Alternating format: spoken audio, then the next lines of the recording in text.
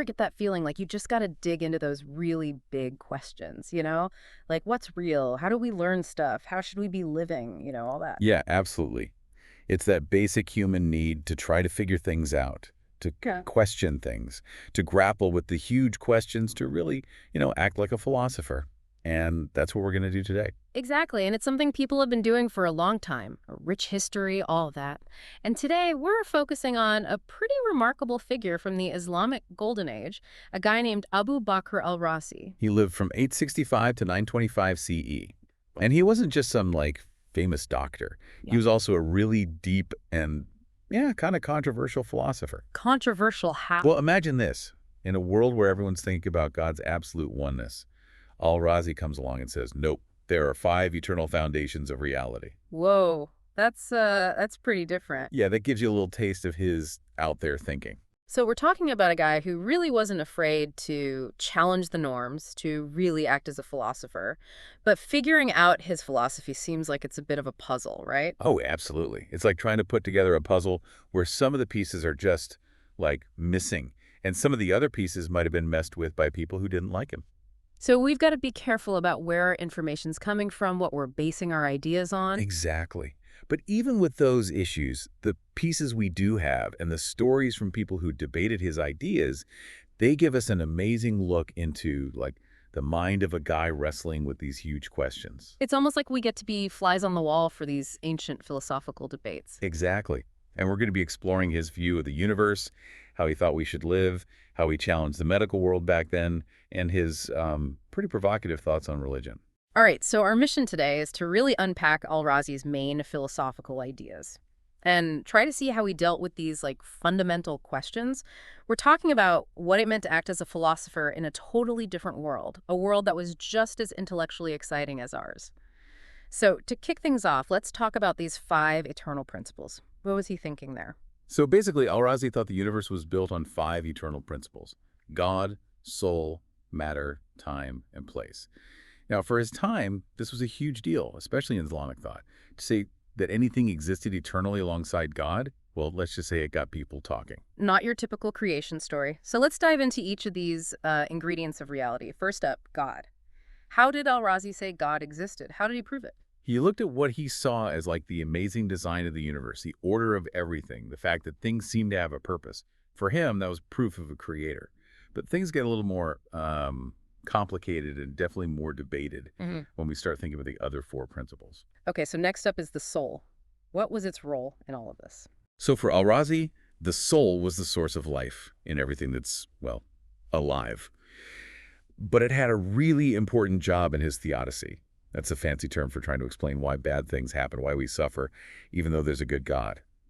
Al-Razi said the soul had this kind of foolish desire to combine with matter. Like it just had to mix with the physical world. Yeah, exactly. It was a reckless urge, almost. And this mixing wasn't something God wanted to happen. It was more the soul's own fault. So it was like a cosmic, mistake. So where did God come in? God, who's all wise and good, stepped in and basically created the best possible universe out of this mess the soul had made. But because the soul got mixed up with matter, well, that's why we have pain and suffering in this physical world. But here's the cool part. Al-Razi thought God gave the soul reason. The Arabic word is aqal. So reason was like a way out of this mess. Exactly. Reason's the tool the soul can use to realize that being attached to matter is a bad idea and that it should try to be free. Al-Razi used stories to explain this, like a wise dad letting his kid go to a dangerous place but sending a guide along.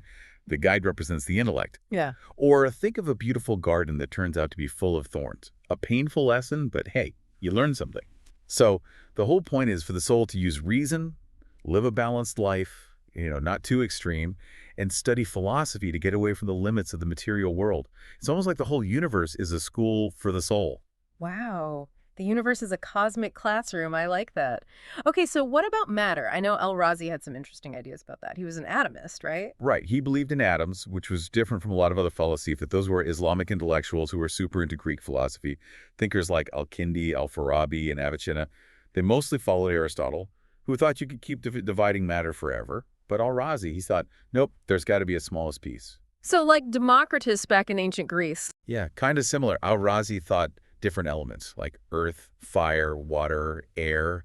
They're different because of how these tiny particles, the atoms, combine with empty space, the void. He even talked about absolute matter when he was talking about these basic atoms. So he's taking this ancient Greek idea and bringing it into the Islamic world. Exactly.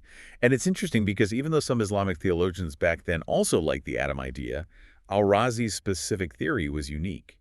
We know he even debated it with at least one theologian. Really going back and forth on this stuff, trying to get it right, acting as a philosopher. Okay, we've got matter figured out. So now what about time and place? The last two principles. Al-Razi had this idea of absolute time and absolute place. Absolute time was like eternal time. It exists no matter what, even if there are no events happening, no objects, nothing. He called it dar or muda. And absolute place was like an infinite void, a kala, that exists independent of the actual physical universe. This was, again, really different from Aristotle, who thought time was tied to motion, like counting how things move, and that place was like the inner boundary of whatever's holding something. They're both dependent on actual physical stuff for Aristotle. Okay, so for al-Razi, even if you snapped your fingers and poof, the entire universe vanished. You'd say the place, that infinite void, it would still be there. He even did thought experiments about this, just like Philoponus, a later commentator on Aristotle, did. He talked about relative time and place, too, like the time something takes to move or the spot an object takes up. But those were like second to the absolute ones. So even if there was nothing, absolutely nothing, just emptiness, time would keep ticking along. Exactly. Pretty mind-blowing. It is. So where does Plato fit in all of this, especially with these ideas about time and place? Al-Razi was a big fan of Plato, especially Timaeus. He thought Plato got closest to his own understanding of time and place existing, like before the universe. You know, in the Timaeus, Plato talks about this pre-existing matter that was shaped into the universe, and he even hints at an atomic theory. Al-Razi actually defended Plato's atomic ideas in his book, Doubts About Galen. So, yeah, Plato was a huge influence on his cosmology.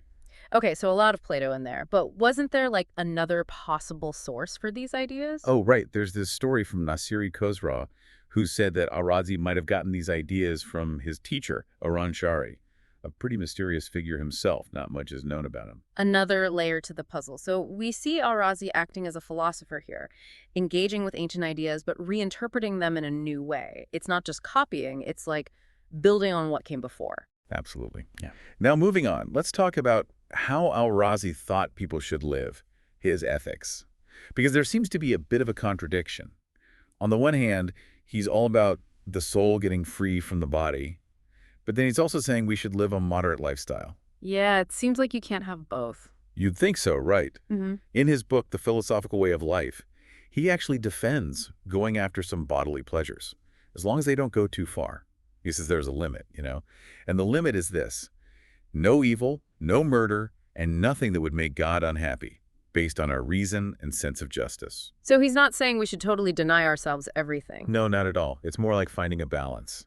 And that's really interesting because it means al-Razi wasn't just about escaping the body. He was offering a way to live well in the body. It was a very practical philosophy, a way to bridge those earthly pleasures with spiritual goals. So it wasn't just about saying pleasure's bad, avoid it at all costs. It was about being smart about it.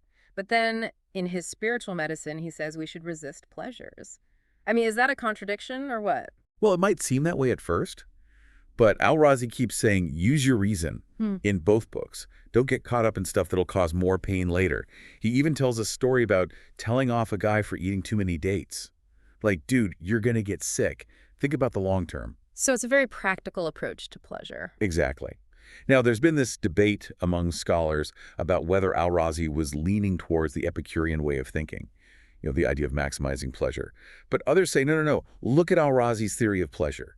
He saw pleasure as just the absence of pain. Which is like? Plato's Timaeus. And in Doubts About Galen, al-Razi clearly says pleasure is not the best thing, the ultimate goal. Okay, so if it's not all about pleasure, then what's the point of his ethics? Most scholars now think that al-Razi had two levels of ethics, like everyday ethics and then philosophical ethics. The stuff in the spiritual medicine is for people who aren't super into philosophy. It's to help them live a balanced life. It's like training for the philosophical way of life. Okay, I'm interested. What's this philosophical way of life all about? It's very similar to Plato's idea of being like God, you know, pursuing wisdom and justice. And that includes how we treat animals. Al-Razi was totally against mistreating animals, like work animals. So the limit on pleasure isn't just about not hurting yourself in the long run, it's about not being unjust, because that's what displeases God. So this ethical system of his, it shows him really thinking hard about how to live a good life. He's acting as a philosopher, trying to come up with logical reasons for how we should act. Exactly. Now remember, Al-Razi was a famous doctor, so how did his medical work and his philosophy connect? Yeah, especially with his doubts about Galen. I mean, what's the deal with that book? Good point. It's interesting because we're still figuring out exactly how his medical writings and philosophy connect. But we can see some clear links, like his idea of the three faculties: rational, animal, and vegetative. Three faculties. Go on. Yeah, so he thought these faculties were linked to the brain, heart, and liver. This is similar to what Galen said, and also to Plato's Timaeus.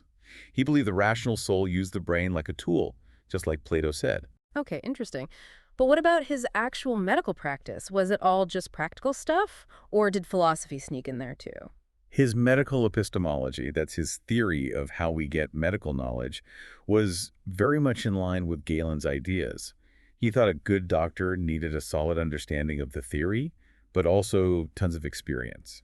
That helps us understand his giant book, the Comprehensive Book, which is this huge collection of medical knowledge from other people, plus his own observations. He was really big on observation, on seeing how things actually worked. So a good mix of book smarts and hands-on experience. Makes sense for a doctor. Okay, but let's get back to the doubts about Galen. What were some of the big philosophical disagreements he had with Galen? He had a few really interesting issues with Galen. First, he didn't like Galen's idea that the soul completely depended on the body's physical makeup, its temperament. You know, al-Razi, being a fan of Plato, stuck with the idea that the brain was just a tool for the soul. Like, if the brain got messed up, it would only make it harder for the soul to work right. Just like a messed up instrument makes it hard for a musician to play. Yeah, so the soul's still there, it's just that its instrument is broken. Right. The second thing was about vision. Galen believed in extramission, which means something goes out from the eyes to see. Al-Razi said, no way. He thought incorporeal images, not physical ones, traveled from the object into the eye. That's called intramission. So instead of our eyes reaching out to touch things, it's like things are coming into our eyes. Exactly. But maybe the most interesting disagreement was about the eternity of the world. Galen, following Aristotle's lead, basically said that because the universe seems unchanging, it must have always existed and will always exist. No beginning, no end. But al-Razi was clever. He pointed out that just because something has been stable for a long time doesn't mean it can't suddenly be destroyed. And even if there's nothing inside the universe causing it to decay, something from outside could still end it. So he's saying just because we haven't seen it end doesn't mean it can't end. Right. Now, he wasn't trying to absolutely prove Galen wrong about the world being eternal, although he probably believed the world was created. It was more like he was saying Galen's reasoning wasn't good enough. Gotcha. So he's saying Galen didn't make his case strongly enough. And al-Razi, of course, he's acting as a philosopher by questioning even the most well-known thinkers. Exactly. He was really digging into these ideas. Interestingly, though, some scholars think Galen himself didn't mean that argument to be like absolute proof, more like an example of an argument that doesn't totally prove something. So maybe al-Razi was a little too critical or missed some of the subtlety there. Always good to have those different perspectives to keep those conversations going. Now, this brings us to the most controversial part of his thinking, which is his view on religion and prophecy. Yeah, this is where it gets really tricky. Some historical accounts say that al-Razi was totally against religion, that he rejected all prophecy and revelation. This view mostly comes from what his contemporary, Abu Hatim al-Razi, said. He wrote about his debates with al-Razi and summed up his supposed critiques of religious traditions in his book, The Proofs of Prophecy. Okay, so according to Abu Hatim, what were some of al-Razi's arguments against prophecy? Well, Abu Hatim says al-Razi thought it was unfair of God to give special knowledge to just a few people, prophets, when everyone needs that knowledge. He also thought that having religious leaders was bound to cause division among people. And he really disliked taqlid. That's like blindly accepting what religious authorities say. Al-Razi supposedly thought God gave reason to everyone, so we're all equally capable of figuring out what's right. He also supposedly didn't like describing God with human characteristics, anthropomorphism, and he didn't think miracles were possible. Wow, he's really not pulling any punches. He's acting as a philosopher by questioning even the most fundamental religious ideas.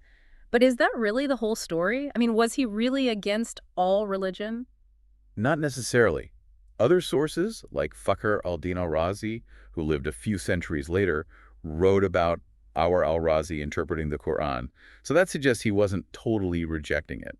Plus, in al-Razi's own work, like in Doubts About Galen, he says there's value in books sent by God.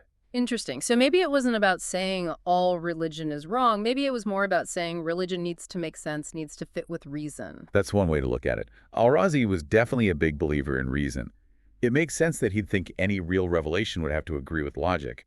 And this wasn't some crazy idea. A lot of Islamic philosophers back then thought the same way.